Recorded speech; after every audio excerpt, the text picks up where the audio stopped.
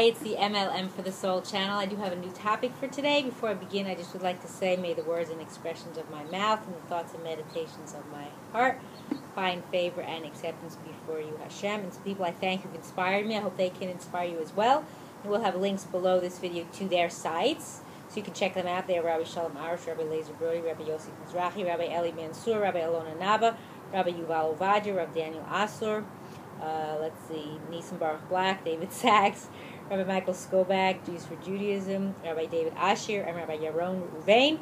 And as well, if you've never checked out this channel before, there are lots of videos you can check out. But you can also find out what M.L.M is all about, what it stands for, and what I'm doing. And that'll be in the first video that I'll also link right below this one, so you can check that out. So today we're on to a different topic. It's going to be a two-part series. Now, this was a very interesting introductory part to this Artscroll Mesorah Series. It's their Zemiroth. So this I got, I think it was my parents got it from a wedding, but it was really nice. And the Zemiroths are really nice if you have a chance to check it out. And I'll have a link below to the Artscroll website so you can check out what they offer. But beautiful like explanations if you have time to read through some of the Zemiroth, some of the songs that we sing. And what I want to do is I'm going to go through in two separate videos the overview that they have here. They call it an overview, Shabbos and Zemiroth, and I thought it had some beautiful things that this is, I think it's Rabbi Nassim Sherman, one of the editors at Artscroll. So I'm just going to read through this, and hopefully it inspires you. Even though this is going to post mostly Shabbos, you could still keep it in mind for the next one. So this is from the Zohar, from Vayakhel, and I'm just going to read the English.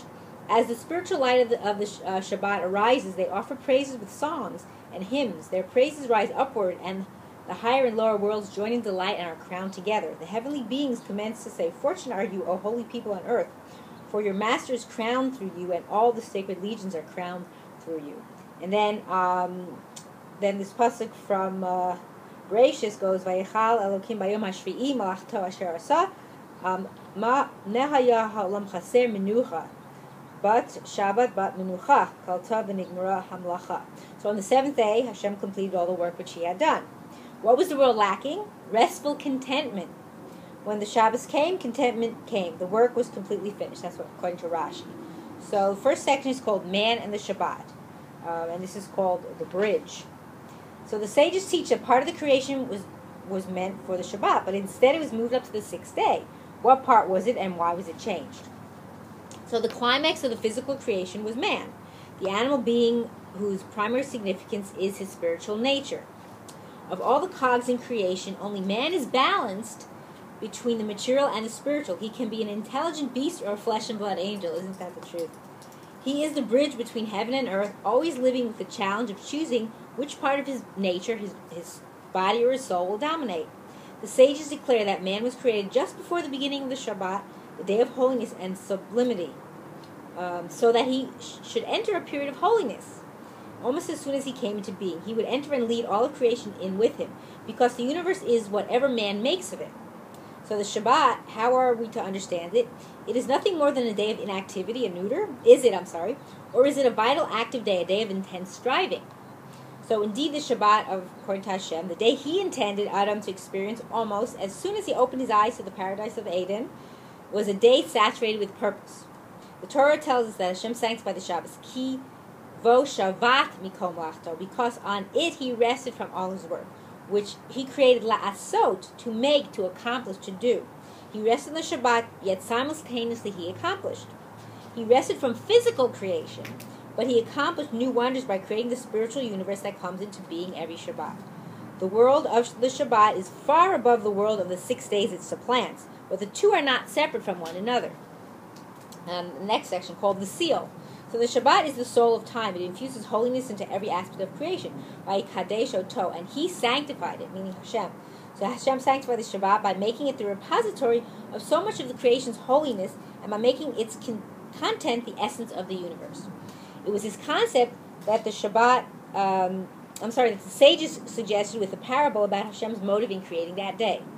A king ordered that a signet ring be fashioned for him. His artisans presented him with a precious band inlaid with sparkling gems. It was a thing of beauty, but the seal was lacking. Whatever value the ring might have, it could not have been used as a signet unless it contained the seal which alone would give it the utility its owner required. So too the universe. It must be a naturalist's paradise, a scientist's challenge, a tycoon's gold mine, but the king wants it to be his signet ring. He wanted to demonstrate his majesty by melding all its accoutrements into a combined vehicle for declaring his glory. The newly born universe was lacking the seal of the king, so he, that meaning Hashem, gave it the Shabbat. So the day that proclaims the world has a creator and a purpose. With the Shabbat, Hashem's seal was embedded in creation and his intention was fulfilled. So the original intention that man be created on the Shabbat must be understood in this light. Hashem is not a human builder who permits himself the luxury of improvisation, He's all. He's everything.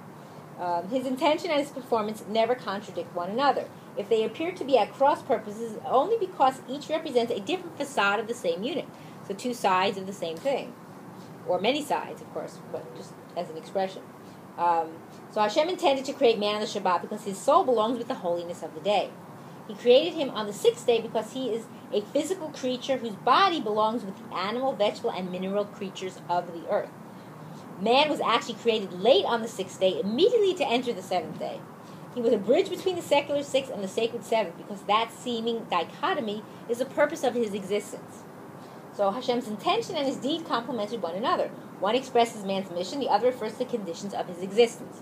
Of all the creatures in the universe, man alone is capable of creating holiness. Matter and animal life can become sacred, but only if man hallows it. So the animals can't make anything holy. They don't have a mission or anything purpose. They just live by instinct. So it's man that can create that holiness.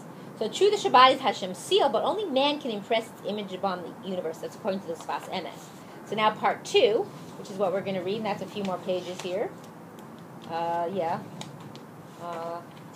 Longer than I thought, actually. So wisdom, the key to creation.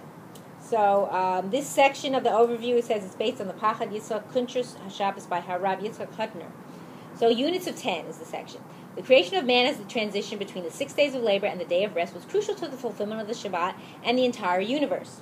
Many commentaries, prominent among them is the Chadushay Harim, had noted that the close connection between the 10 utterances with which the universe was created, which talks about in Avos, and the 10 commandments given Yisrael at Sinai. The number 10 is no coincidence. The commandments were and are the spiritual purpose for which the world was brought into being. The 10 utterances created a body, and the 10 commandments infused it with the soul. That's a very interesting way of putting it. There is a further unit of 10, the 10 plagues with which Egypt was afflicted. The purpose of the plagues, as a close reading of the relevant chapters makes plain, was to manifest that Hashem is present in creation, that his will controls its every aspect, and that there is none equal to him. That concept has become forgotten on earth by all but a few. As long as realization of the connection between creation and its architect, meaning Hashem, was lacking, a revelation that sign it could not have accomplished its desired end. The Torah is the soul, and the universe is the body. The task of uniting them was left to man, but for the two to become one, man, the agent, had to know that the universe was Hashem's handiwork, meant to be his tool, his meaning Hashem. That realization was brought about by the plagues. They demonstrated conclusively that his presence, again meaning Hashem, was everywhere. His power, total, meaning Hashem, and his vigilance, Hashem, is unlimited. The 10 plagues re-educated man in the lesson of the 10 utterances of creation. The universe and its fullness were Hashem's. That acknowledged Israel was ready for the ultimate step, the acceptance of the commandments for which the world was created. Therefore, when the Torah is described as the raison d'etre, I'm probably pronouncing it wrong, it's French, of creation, it's called a brit, a covenant. Imlo vritim yomam v'layla chukot shamayim v'aretz lo shamati. Were it not for my covenant day and night, I would not have established the laws of heaven and earth, as from Yirmiyah. In the familiar interpretation of the sages, Hashem declared that heaven and earth was created only because Israel was to accept the Torah and study it day and night. Were there to be no acceptance of the law, or were it chas v'shalom to be neglected, all existence as we know it would cease to be. That would be a real shame. Next part, called covenant. A brit, or a covenant, represents the understanding that defines and governs the relationship between parties. In international law, for example, a treaty supersedes all local laws. The most insignificant ordinance in the tiniest hamlet becomes null and void if its effect tends to violate the provisions of a treaty. Similarly, the very existence of heaven and earth is based on the covenant of Hashem's Torah. Heaven and earth live, quote, live, because within them is the, quote, soul of the Torah.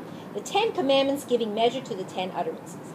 So only after the physical universe was completed, by Chulu Hashemayim Ba'aretz V'chol Tzva'am, Thus the heaven and the earth were finished in all their array, this one from Bereshis. Do we find mention of sanctity? Vayebarach Elokim et Yom HaShvi vayikadesh oto. Then Hashem blessed the seventh day and hallowed it. So that's following the sentence I just said. So once creation was finished, the time had come to give it a purpose. Holiness could then be placed upon it and required of it. As the Midrash teaches in Bereshis Rabbah, the word Vayechulu, they were finished, is related to Keli, a vessel, a tool. Heaven and earth became the vessels within which Hashem's will would be contained, and the tools with which it was to be accomplished. So assigning priorities. So I might not finish part 2. I think it's going to be, might be too long, but no, maybe I'll try to do it. Assigning priorities. The status of a vessel or tool is dependent upon the use to which it is put. Identical leather pouches can be used to carry gold coins or children's marbles. If the former, the pouch is a wallet. If the latter, if it is a toy. The laws of the Shabbat employ this concept. One of the forbidden labors is carrying from place to place. Such carrying constitutes a punishable offense. However, only if an item of significance is moved. So the Talmud gives examples of such measurements. If the amount transported is too small to be considered of reasonable value, the carrier is not considered to have violated the scriptural prohibition. In the case of vessel, if it is used as a container, its status in terms of the Shabbat laws depend on the contents. If, for example, one transports an empty silver cup from his apartment to the street, he is in violation because the object of the interest is the cup itself. But if, however, there is wine in the cup, then his motive is to move the wine from one place to another. The cup may be worth much more than its contents, but its utility in that particular act is purely as a vessel, by means of which the wine can be carried. If the wine is of sufficient quantity, the carrier is in violation of the prohibition against transfer of an item, the wine from one premises to another. If the amount of wine is considered insignificant, then the carrier is not in violation. The amount of wine is too small, and the transfer of the cup is irrelevant, because the cup was used only for the sake of the wine, but the cup itself was still transported. So why should the presence of an insignificant ounce of wine nullify the considerable value of a silver cup? So the answer is that Shabbat labor is scripturally forbidden only if it is malechet machshevet, a labor done with intention and forethought. As long as the intended accomplishment involves contents, the container is considered only an accessory. The reality is defined by the motive. So the principle of ikar v'tafel, priority and accessory, should not be seen as only a detail among the many and complex laws of the Shabbat. Rather, it is fundamental to understanding the essence of the day, and its role as the climactic element in creation. The heavenly design was that the making of priority judgments be basic in the attainment of his meaning Hashem's goal. Given that the Torah, as represented by the Ten Commandments, is the covenant of creation, what is more essential to man's mission than to define priorities and responsibilities? What does Hashem want of me? Will I be performing a mitzvah by putting this pot on the stove in honor of the Shabbat? Or will it be a transgression because the Shabbat has already begun? Will this occupation enable me to perform Hashem's will more easily because of its financial rewards? Or will the resultant temptation lead me astray? Indeed, the very goal of placing the tenfold stages of creation in the service of the Ten Commandments requires the unending exercise of intelligent judgment. So the Torah's description of Hashem, of the Shabbat as Hashem's day of rest, provides an insight into the function of the day. Vayomer Hashem al Moshe lemar, va'ata daber al bnei Yisrael lemar, ach et shabtotai tishmoru, ki oti beini u'beinechem l'dorotechem, adat ki ani Hashem mikadoshchem. This is from, Shmos. So Hashem said to Moses as follows, now you speak to the children of Israel, saying, but my Shabbat you are to safeguard, for it is a sign between me and you for your generations to know that I am Hashem who sanctifies you. So next section, to know. Israel is exhorted to observe the Shabbos ladat, to know. It is the vehicle of the most essential knowledge of all. So that's what it says here, that you need to know this, that I am Hashem. So the knowledge that Hashem is the source of holiness. Knowledge and the Shabbat are inseparable. Even the definition of forbidden labor is not mechanical. It is a dependent on intention and priority, on malechet machshevet, the forethought and motive of the doer, the priority and accessory status of the component within an act. All depends on the active mind. Such is the law of the Shabbat. And such is the fulfillment of creation. The exercise of intelligent judgment is basic. So the principle is at the root of the division of the 10 Sefirot, the emanations through which Hashem's will descends to earthly embodiment. The literature of Kabbalah differentiates between the first 3 emanations and the next 7. The first 3 are of a higher order. They are Chachma, the first spark of knowledge, Bina, understanding, by means of which the initial inspiration is developed, broadened, refined, and applied, and Dat, clear and assimilated knowledge, the end product of the mental process. Once Dat, knowledge, is attained, the next section of Sefirot, emanations, can begin. Elucidation of the Sefirot is never within the scope of the overview here, nor the competence of the author, but for the purpose of this discussion, the central role of Dat, knowledge, is clear. It is the basis for the unfolding of the divine scheme. So the Shabbat creation, next section. This knowledge and the Shabbat are inseparable. The Vilna Gaon writes that Hashem constantly renews his act of creation, but that the renewal needed on the Shabbat was prepared beforehand. On the Shabbat itself, Hashem rested because the essential of his renewal had already been provided. So the Pachad Yitzchak explains the Gaon's statement in the light of the above. Until the arrival of the first Shabbat, the 10 utterances of creation had been the controlling factor of the universe. More and more physical creatures and material phenomena were coming into existence. With the beginning of the Shabbat, a new factor was introduced, holiness. The newly completed universe was meant to become subservient to this newly introduced component of creation, to be transformed into a vessel containing sanctity. If holiness was preeminent, then the earth would become its successor. If material riches were paramount, then holiness would be insignificant and the vessel would become paramount. So you see how it can reverse itself. Hashem's wish was that the creation of 6 days be assigned its proper role as a vessel, serving something greater than itself. Only one being could facilitate that designation, man. Only man had intelligence as opposed to instinct. Animals could react to conditions. They could sense danger and find water. They could mate with their kind and avoid others. Birds could cross continents with the change of seasons. But only man could consciously decide that money was a tool and charity its content, that food was means and spiritual life its end, that earth was a vessel whose value was measured by the holiness that filled it. So all of creation is renewed constantly, else it could not exist. But the particular renewal of the Shabbat involves recognition and perception. The condition for Shabbat's renewal, man, was created before the Shabbat began. The last utterance of creation was Na'aseh Adam, let us make man, from Abrasius. All 6 days were their pyramiding acts of creation had been building up to the climactic moment when man would come into being. He alone could recognize the holiness of the Shabbat and make the intelligent choice that would transform the 10 utterances of creation into the vessels containing the 10 commandments. Isn't that interesting, with the number 10? Only he could carry out the covenant of heaven and earth. So next section, Shabbat and festival. It is instructive that the commandment of the Shabbat precedes that of the festivals almost throughout the Torah. For that reason, the Shabbat is described as Kiddush, the blessing which introduces and defines the day, as Techila L'Mikra Kodesh, the prologue to the holy convocations. The precedence given the Shabbat is a reflection of its nature with relation to the festivals. One difference between the two is familiar. The Shabbat, because it was ordained by Hashem, is permanent. Every 7th day is a Shabbat, whether or not it is observed. So it still happens. It is designated by Hashem, and as such it is not subject to the actions of people. But the festivals are dependent on the Jewish calendar. Pesach, for example, is the 15th day of the month of Nisan. If theoretically the base thing was not to proclaim the new moon, there would be no Nisan and no Pesach. Similarly, certain laws which are dependent on Yovel, the Jubilee year, cannot be observed in the absence of a Sanhedrin to proclaim the Jubilee year. Thus, the very institution of the festivals is evidence of the spiritual power of man. He can consecrate months and festivals. With him, there are holy days. Without him, there are only days. Very nicely said. How does man acquire this cosmic power? From the Shabbat. It is the prologue to the holy convocations. Because man has the wisdom to differentiate between form and content, because he was given the ability to bring about the renewal of creation on the Shabbat day that demands recognition of the spiritual nature of creation, because he could become the bridge bringing holiness from heaven to earth. He was given yet another privilege. He was enabled not only to recognize holiness, but to proclaim it. This is the message of Mechilta. Im tizku l'shmor et ha-Shabbat atir HaKadosh Baruch Hu l'tei lachem gimel mo'adim Pesach v'atzeret v'Sukkot. If you merit to safeguard the Shabbat, the Holy One, blessed be He, will give you 3 festivals, Pesach, Shavuos, and Sukkot. Final section, Shabbat and redemption. There is another outgrowth of the perceptions induced by the Shabbat. The sages teach that the final redemption can be brought by the scrupulous observance of the Shabbat, and it happens speedily in our days. Amen. This theme is alluded to in the name, many of the Zemiroth, particularly in Melav and Malka. True Galut, exile, particularly the cruelty and oppression so frequently associated with it, is a physical phenomenon. Like all such phenomena in the life of Israel, however, it is but an outward manifestation of a spiritual deficiency. At root, exile is a lack of awareness of Hashem's presence. To the extent that we perceive Him, we are with Him. Let us fail to recognize His omnipresence, and we are exiled from Him.